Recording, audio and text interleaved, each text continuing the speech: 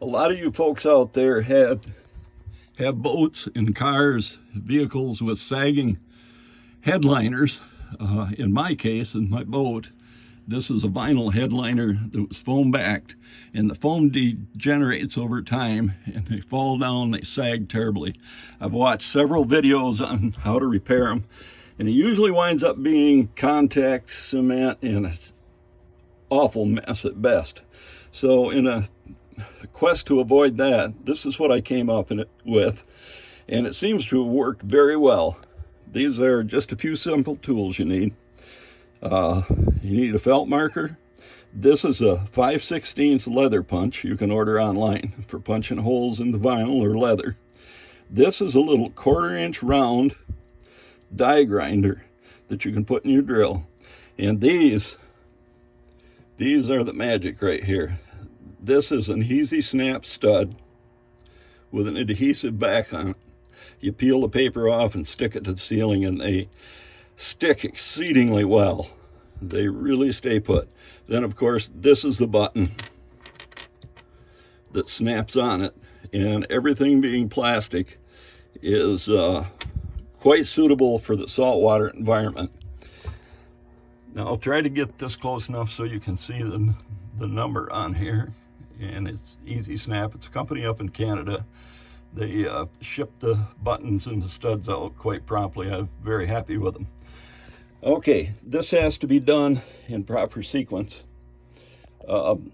We need a measuring device. A flexible straight edge works great, and a pencil. What we do then is get the light over here for you so you can see it.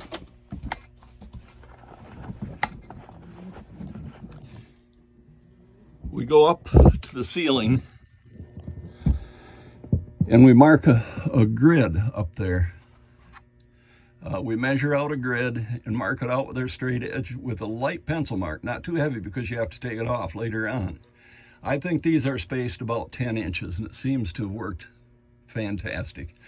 So you mark your little grid out, and at each of the grid intersections, you take your leather punch a hole up through there. Do this before you take that liner down. Push it up into its original position as closely as you can.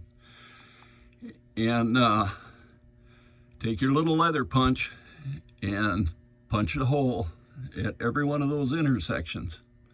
One for each button. Now, I had to take the seam apart, and I took the hatch trim down so I could access above the liner, above the vinyl. Now when you get up in there, that's going to be powdered, degraded foam, and you'll probably have to clean it and vacuum it out a little bit. It's kind of messy to work with. But when you punch these holes in position, make sure the vinyl's in the proper original position. When you punch these holes, reach up through them with a felt marker and mark the ceiling at every hole. Okay, when we get the liner down and get it cleaned up a little bit on the back side, we reach up in there. Now we have to take a drill with a wire brush on it, pretty typical small wire brush so you can reach in there. And we have to clean that foam off from the ceiling, from the fiberglass. Okay, now when you do that, you're going to remove your felt marker. So before you take the wire wheel to it, you reach up there with that little die grinder directly on your mark and grind a little divot up in the fiberglass. Not too deep, because that fiberglass is probably only a 1/4 inch thick. So we reach up in the divot and mark it with a felt marker. Now you can grind that foam off with your little wire wheel, and your mark will stay in place. Critically important.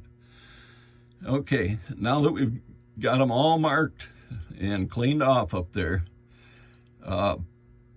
we stick our little Easy Snap studs perfectly centered over every mark, over every little divot. And we stick them up to the ceiling and hold them there. Follow the directions on how to stick them effectively.